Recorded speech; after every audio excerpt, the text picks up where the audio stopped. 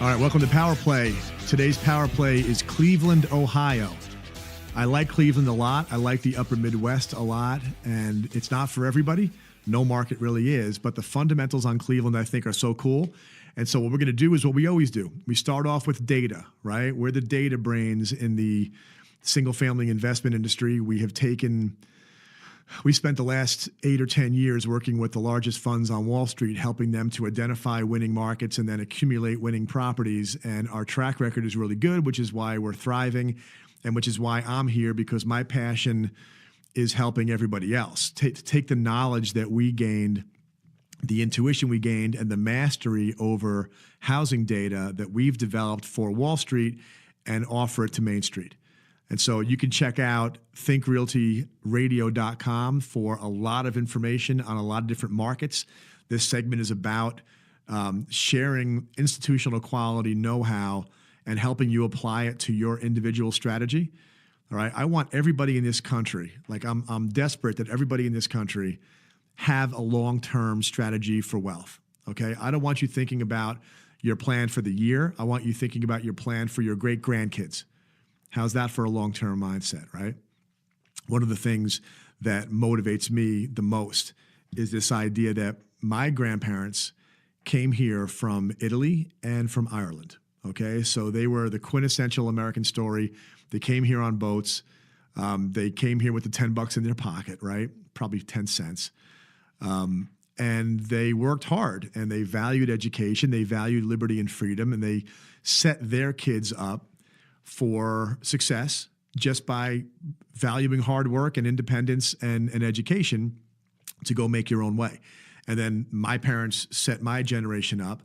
But my cousins and I, we were just talking recently about how cool our grandparents were, because if you look at a family bloodline, and if there was a chart that showed the quality of life and standard of living of a family generation after generation, that generation jumped our bloodline up a couple of notches by virtue of sucking it up, coming here, leaving home, fear of the unknown, everything else. They grabbed their boots and they came here.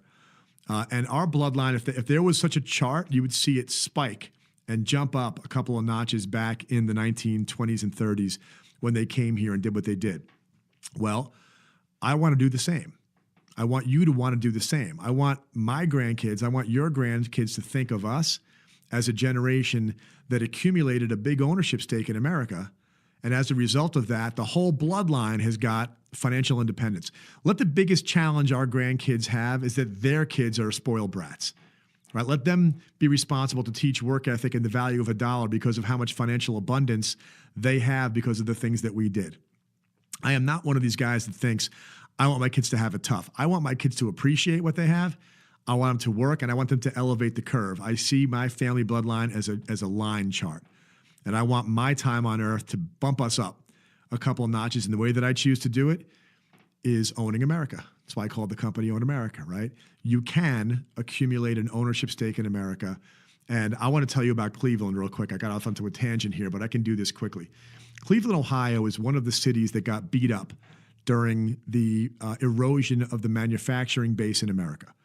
Okay, so Detroit, Cleveland, a lot of the cities in Ohio, the cities in Western Pennsylvania, they took a beating with the erosion of manufacturing.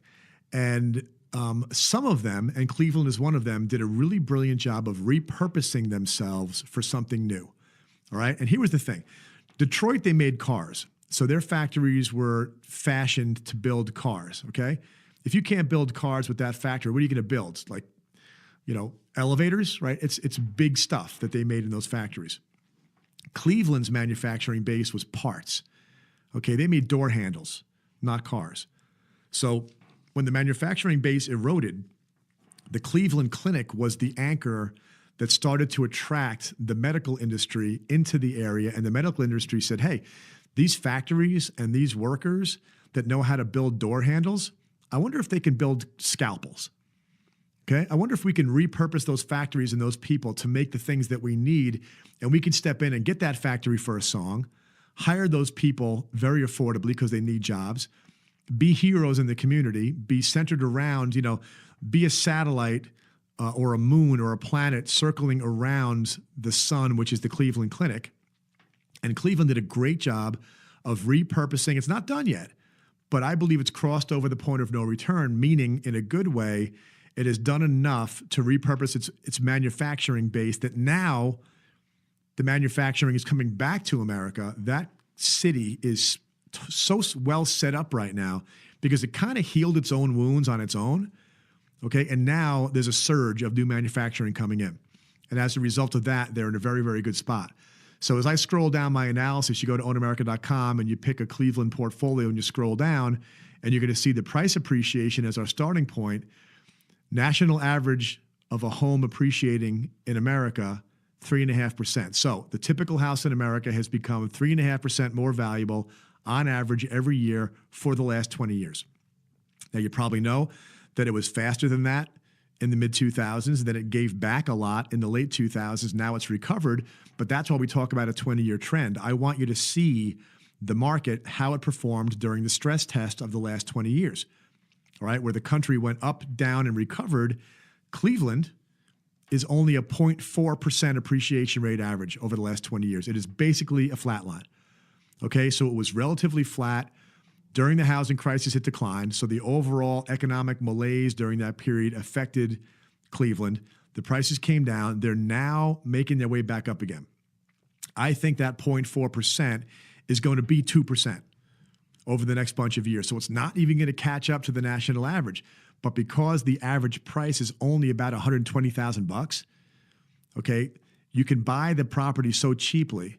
You can generate a very, very, very strong yield. Now, a yield, for people that are very new to this, is how much of a profit do you make on the rent? Okay, you can generate in Cleveland, where the national average is like around 5% yield, meaning I can put $100,000 in and get $5,000 a year back in my yield. That's a 5% return on my money before the property appreciates. Okay, you can do 10% in Cleveland because the houses are so cheap. There's a very, very strong rental demand. So you can do 10% return, but barely any appreciation. But I believe we're going to see 2% appreciation starting now and continuing well into the future because the long-term trend tells me that. The market was depressed and the market is now back. The reasons why the market's back, well, important point.